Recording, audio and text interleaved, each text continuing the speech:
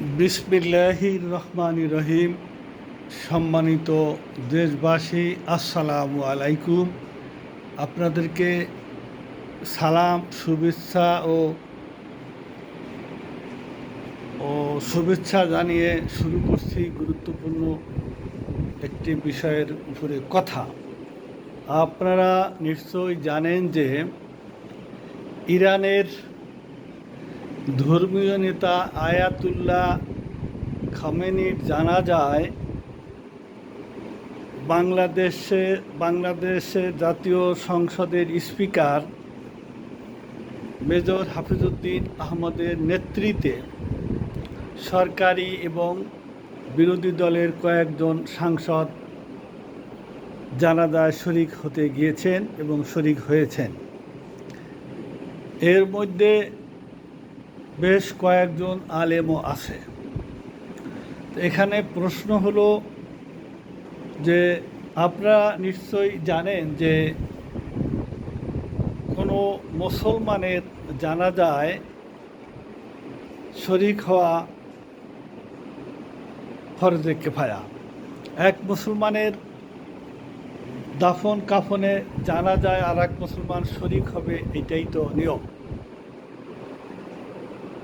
সেই অর্থে বাংলাদেশ নয়, শুধু পৃথিবীর বিভিন্ন মুসলিম কান্ট্রি থেকে 1 কোটিরও উপরে লোক সেই ধর্মীয় নেতার জানাজায় শরিক হয়েছে। আমার জানা মতে খ্রিস্টানদের যে পোপ মারা গেলে 86টা কান্ট্রির এরকম কোটি কোটি লোক অন্ত্যেষ্টি ক্রিয়ায় অংশগ্রহণ করে। মুসলমানদের যে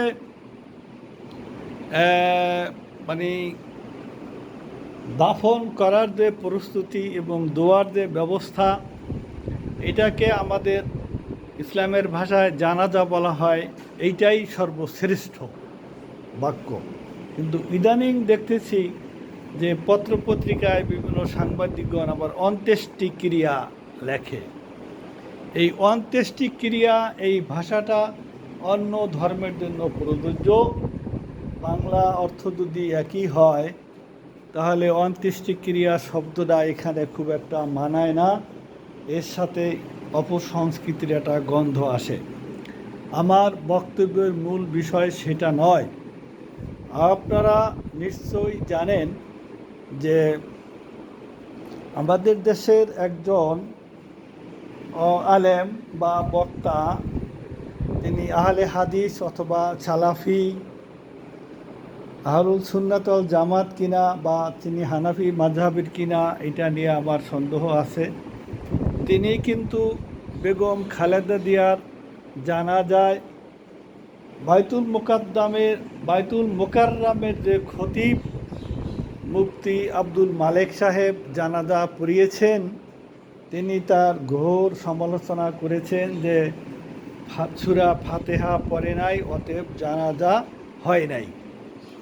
উনি যেভাবে মিডিয়ায় বলেছেন তাতে আমার মনে হয় দেশনেত্রী খালেদা জিয়া না হয়ে যদি অন্য কারো জানাজা হতো, হয়তো ওনারা দ্বিতীয়বার জানাজা পড়াতেন ওনাকে কবর থেকে তুলে নিয়ে।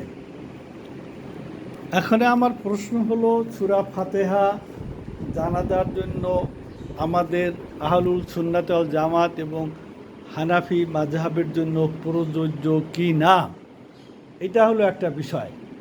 যদি আমাদের হানাফি মাযহাব এবং আহলুল সুন্নাত ওয়াল জামাতের জন্য প্রযোজ্য না হয়, তাহলে তিনি অন্য মাযহাব এবং অন্য আকীদার কথাটা আমাদের আহলুল সুন্নাত ওয়াল জামাতের উপরে চাপিয়ে দেওয়াটা ওনার জন্য অশোভনীয়। কিন্তু আমার মনে হয় আজ পর্যন্ত কেউ মুখ খোলেনি। সেই মোজাফফর বিন মহসিন, তিনি আবার লাইফে এসে খামেনি জানাজায় শরিক হওয়া এবং ইরান সম্পর্কে অনেক অশোভনীয় মন্তব্য তিনি করে গেছেন। আমরা নিশ্চয় জানি যে ইরান এবং ইরাক আমাদের মধ্যপ্রাচ্যে অত্যন্ত পবিত্র ভূমি। ইরানে এবং ইরাকে জন্মগ্রহণ কোন মনীষী না করেছে। যত ইসলামী সংস্কৃতি বলেন, যত ইলমে তাসাব্বুফের লোক বলেন, যত মরমী কবি বলেন, যত লেখক বলেন, যত অলি বলেন, আমি কজনের নাম বলবো, ইতিহাস খুঁজে দেখেন। ইরানে জন্ম, ইরান পারস্য, সেই পারস্যের যে কবি, সে কজনের নাম বলবো? আপনি শেখ সাদি থেকে শুরু করে যত ইবনে খালদুন, যত ইবনে আল ফারাবি, আপনার ইবনে সিনা, যত মনীষী, যত আল্লাহর ওলি বলেন, ইরানে জন্ম নিয়েছে। এবং ইরাকে সমাহিত আছেন হজরত আব্দুল কাদির জিলানী রহমাতুল্লাহ আলাই এবং হজরত আলী এবং তার বংশধর ইমাম হাসান হুসাইন, সেই কারবালার ময়দান ইরাকে। ইরান এবং ইরাক আমাদের মুসলমানদের জন্য পবিত্র এবং পুণ্যভূমি। তবে এটাও সত্য কথা, সেই ইরাক, সেই ইরান এখন আর নেই। এখন ইরান এবং ইরাকের অধিকাংশ মুসলমান তারা শিয়া আকিদার বিশ্বাসী। আপনারা নিশ্চয়ই জানেন যে 73টি ফেরকা হবে, তার 72টি ফেরকাই হবে জাহান্নামে, এরকম হাদিস আপনারা নিশ্চয়ই শুনে আসছেন। এবং একটা হবে জান্নাতি, সেটা আহলুল সুন্নাত ওয়াল জামাত। ইরাক এবং ইরানে বর্তমানে শিয়া সুন্নি খুব কম আছে। শিয়া, খারেজি, রাফেজি, মোতাজেলি, শিয়া, খারেজি, রাফেজি, মোতাজেলি, এই জাতীয় ও আমাদের দৃষ্টিতে ভিন্ন আকিদার মুসলমান ইরাক এবং ইরানে। সেখানে তো আমাদের কোনো হাত নেই। তবে ইরান এবং ইরাককে এইভাবে মেনে নিতে হবে যে তারা মুসলিম বিশ্বের যে প্রতিবাদী দেশ এবং তারা সাহসী দেশ। আপনারা নিশ্চয়ই জানেন সেই 80 সালের শুরুতে ইরাক এবং ইরানের মধ্যে দীর্ঘ বছর যুদ্ধ চলছিল, ইরাক এবং ইরানের মধ্যে, দুই ভাইয়ের মধ্যে। সেখানে আমেরিকা ইরাককে সহযোগিতা করেছিল। আমেরিকা সস্তা দরের পচা ভাঙা অস্ত্র ইরাককে দিয়েছিল, আর ইরাক হেলিকপ্টার, প্লেন চালানোর যে জ্বালানি তেল, ফুয়েল, সেগুলো সরবরাহ করেছিল। দীর্ঘ বছর এই ইরাক এবং ইরানের মধ্যে যুদ্ধ চলছিল, সহযোগিতা করেছিল আমেরিকা। এরপর আপনারা জানেন সেই আমেরিকা আবার পুনরায় ইরাককে আক্রমণ করেছে। ইরাককে শুধু আক্রমণ করেনি, বোমা নিক্ষেপ করে ইরাককে ধ্বংস করে দিয়েছে। বাংলাদেশের লক্ষ লক্ষ মুসলমান জুমার নামাজে মসজিদের ইমাম মাটিতে কপাল ঠেকিয়ে ইরাকের জন্য দোয়া করেছে। সেখানে পুণ্যভূমি বড়পীর আব্দুল কাদের শায়িত আছেন। কিন্তু আসলে কোনো কিছুতেই কিছু কাজ হয়নি। তারা একটা বোমা নিক্ষেপ করেছেন। শুনেছি ওর একটা বোমাতে যে টাকা ব্যয় হয়েছে, সেই টাকা দিয়ে বাংলাদেশে 50টা প্রাইমারি তৈরি করা যায়, এমন একটা কথা আমি শুনে আসছি। শেষ পর্যন্ত ইরাক কি করেছে? শেষ পর্যন্ত আমেরিকা ইরাককে ধ্বংস করেছে, সাদ্দামকে ফাঁসি দিয়েছে, সাদ্দামের পরিবার শেষ করে দিয়েছে।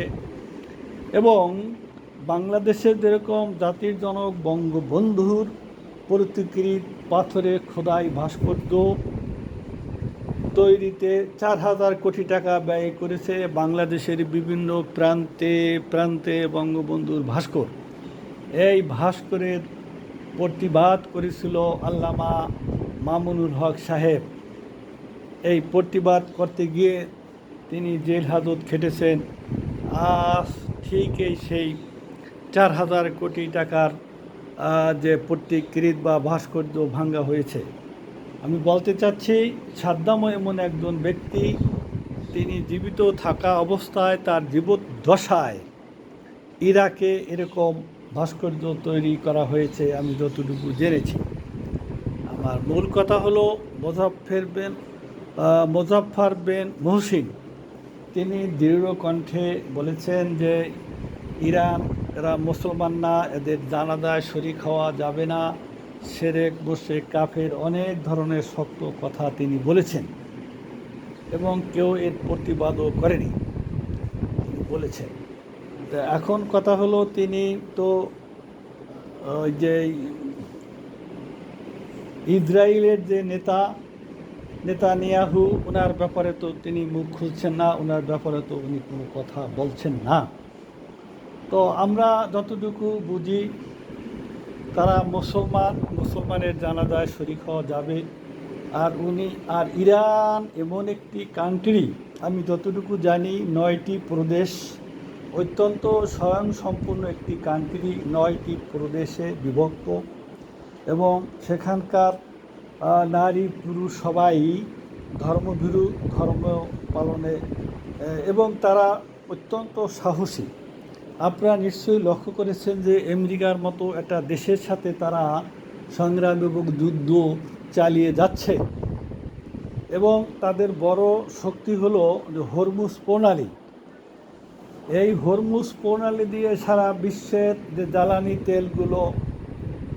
জ্বালানি তেলের যে জাহাজগুলো, শিপগুলো এখান থেকে আসে, ওরা ইচ্ছা করলে হরমুজ প্রণালী যদি বন্ধ করে দেয় তাহলে জ্বালানি তেলের সংকট দেখা দিবে। 9টি প্রদেশে বিভক্ত, তাদের যে দেশের আয়তন এবং দেশের যে ইনকাম সোর্স সেই হিসাবে তাদের লোক সংখ্যা খুবই কম। ইরানের লোকগুলো এবং পুরুষ লোক নারী লোক সবই দেখতে খুব ভালো এবং আর সবচেয়ে বড় কথা হলো তারা সব দিক দিয়া অলরাউন্ডার বলছে এই অর্থে জায়েজ না জায়েজের প্রশ্নে বলছি না। আপনারা জানেন কিছুদিন আগে ইরানি মেয়েরা বাংলাদেশে এসে ফুটবল খেলে গেছে, কৃতিত্বের সাক্ষ্য রেখে গেছে এবং ইরানি মেয়েরা যে ফুটবল খেলে গেছে এবং তাদের চোখ ছাড়া আর কিছু দেখা যায়নি, মাথা থেকে পা পর্যন্ত টাইট ফিট কাপড় হোক আর যাই হোক তাদের আবৃত করা এবং তাদের চোখ ছাড়া কিছু দেখা যায়নি। এই কথার অর্থ এই নয় যে আমি সাপোর্ট করে যাচ্ছি যে এই পোশাক পরে মুসলিম মেয়েদের ফুটবল খেলা জায়েজ আছে, এই কথা কিন্তু আমি বলিনি, আমি এই কথা বোঝাতে চাইনি। আমি চাচ্ছি তাদের ভিতরে যে ধর্মীয় অনুভূতি, পর্দার অনুভূতি, সেটা ফুটবল খেলার মাঠও গড়িয়ে গেছে। এখন প্রশ্ন উঠতে পারে যারা এত পর্দানিসীন তারা ফুটবল খেলে না, আর যারা ফুটবল খেলে তারা এই পোশাক পরে না, তা ওরা ওই পোশাক পরে ফুটবল খেলছে, এটা কতটুকু জায়েজ না জায়েজ এই ব্যাপারে আমি ফতোয়া দিতে পারতেছি না। আমি মুফতি নই। তা আপনারা আরও লক্ষ্য করেছেন যে ইরান এমন একটি দেশ যেখানে শিরি ফরহাদ এবং যেখানে রুস্তুম সোহরাব এবং ইরানের যে এই জাতীয় ঘটনাকে কেন্দ্র করে বহু সাহিত্য, বহু উপন্যাস রচনা হয়েছে। রুস্তুম সোহরাবের ইরাক তুরান এই ঘটনা বাংলাদেশের কে না জানে, শিরি ফরহাদের ঘটনা কে না জানে। সবচেয়ে বড় কথা হলো আর একটা বিষয় হলো ইরানের সৌদি আরব যেরকম সিনেমা হল নেই, ইরানের সিনেমা হল আছে। ইরানের মেয়েরা সিনেমায় নায়িকা হিসাবে অভিনয় করে। আপনারা লক্ষ্য করেছেন যে ইরানের মেয়েরা যে নায়িকা হিসাবে অভিনয় করে তাদের সম্পূর্ণ বোরকা, এত সুন্দর ইরানি বোরকা, সেই বোরকা পরে তারা নায়িকার অভিনয় করে সিনেমার জগতে। তো এখানে এটা ভালো না মন্দ, এবং যেই মেয়ে হাফ প্যান্ট এবং গেঞ্জি গায়ে দিয়ে সিনেমায় অভিনয় করে মুসলমান মেয়ে, সেই মেয়ের থেকে তো এই মেয়ে ভালো, এটা তো স্বীকার করতেই হবে। এখন প্রশ্ন হলো বোরকা পরে সিনেমায় অভিনয় করা জায়েজ আছে কি না, সেই প্রশ্নটা থেকে গেল। যারা বোরকা পরে তারা সিনেমায় অভিনয় করে না, আর যারা সিনেমায় অভিনয় করে তারা বোরকা পরে না। এই ব্যাপারে আমি সমাধান দিতে পারতেছি না। তবে আমার এখানে বলার বিষয় হলো ইরান অত্যন্ত একটি স্বয়ংসম্পূর্ণ শান্তশিষ্ট একটি কান্ট্রি, অত্যন্ত সুন্দর কান্ট্রি, এবং এরা কৃষিত উন্নত এবং এদের নারীরাও খুব কর্মঠর, সব কিছু মিলে ভালো। কিন্তু এখন তারা যে আকিদা আমাদের সাথে মেলে না, তারা যে শিয়া, তারা যে খারেদি, তারা যে রাফিদি, তারা যে মোতাজিলি, এটা হতে পারে। আর সেই ক্ষেত্রে তাদের জানাজায় অংশগ্রহণ করা যাবে না, জানাজায় অংশগ্রহণ করলে মুসলমানই তো থাকবে না, শিরক কুফর এই জাতীয় কথাবার্তা মুজাফফর বিন ইউসুফ যে বলে যাচ্ছেন, আমার তো আমি বামুন হয়ে চাঁদের গায়ে হাত দিতে পারছি না। তবে আমি অনুরোধ রাখবো বাংলাদেশের স্কলার, দেশ বরেণ্য যারা আলেম আছেন, মুজাফফর বিন ইউসুফ যে কথাটা বলেছেন, এই কথাটা জাতির কাছে পরিষ্কার করতে হবে। যদি এই সমস্ত আলেম যারা দেশ বরেণ্য আপনাদের কানে এই কথাটা গিয়ে থাকে আর এই কথার সমাধান যদি না দেন, একটা কথা মনে রাখবেন, আর সাকিতু আনিল হক হুয়া শাইতানুল আখরাস। তাহলে যদি আপনি সত্য কথা বলা থেকে বিরত থাকেন, আপনি বোবা শয়তানে পরিণত হবেন। আমি এই উদাত্ত আহ্বান রেখে সকলকে সালাম জানিয়ে পরবর্তী ভিডিও দেখার অনুরোধ রেখে আমার বক্তব্য শেষ করছি। আসসালামু আলাইকুম ওয়া রাহমাতুল্লাহি ওয়া বারাকাতুহু।